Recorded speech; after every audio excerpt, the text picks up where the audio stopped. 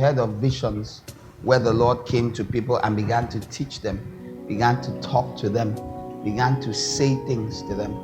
This has happened, and I believe it's true and real, and that God can do that. But that's a very exceptional thing. Remember hearing a servant of God talk about how he saw the Lord with his eyes open. It was so real as any physical thing. And it had happened on and off about 8 times in different ways. But this one was so real. And I believe that was the one where the Lord told him, he said, this is the last time you'll see me like this. Why? Because this requires no faith. And without faith, you can't please me. He was in the hospital, and the Lord, he heard someone walking down the corridor and opened the door and walked in. He sat on his bed, and the bed was depressed. It wasn't spiritual. And it was the Lord Jesus. He said all the hairs on his body stood. And the Lord told him, this is the last time this will happen. So don't be desperate for some of you that have believed.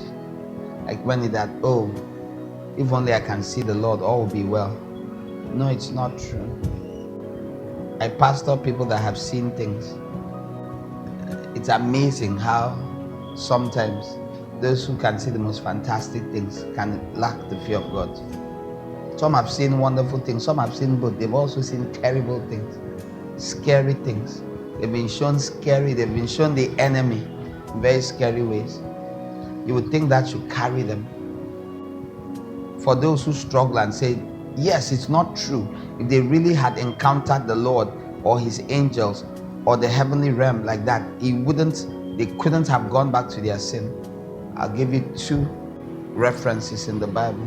One, their names were Adam and Eve.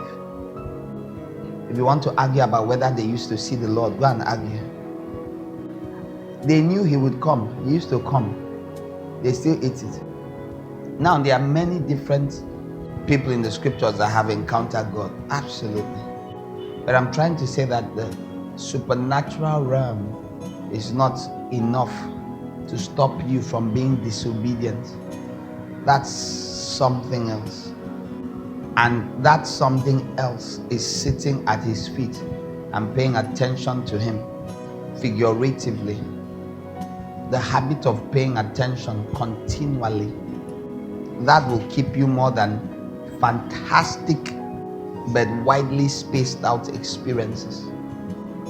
The second example I'll give you, which is corporate on a massive scale, unlike any other anywhere in the world ever, was the children of Israel.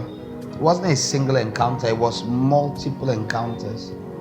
And in those encounters, the Lord culminated it not just by having a pillar of cloud and fire that followed them around. They could see it. It was always there. But in addition to that, he spoke to them and they heard his voice from heaven, just like you're hearing mine. But it was so terrifying that they pled with Moses, and even Moses says he was very terrified that please, he shouldn't speak to them again. They felt like dying. Encounters of great magnificence will not keep you from disobeying the Lord. Habitual presenting of yourself before the Lord, corporately and individually, attended by repeated obedience, is what you need. Therefore, people who have never had any such fabulous experiences often still end up being the ones that will be the most rewarded by the Lord, because they believed without seeing. As the Lord said to Thomas, blessed, happy is or will be the one who, though he or she has not seen, they believed. You don't see words, you hear them. The ability to hear and believe, which is shown by your response, is what pleases him the most.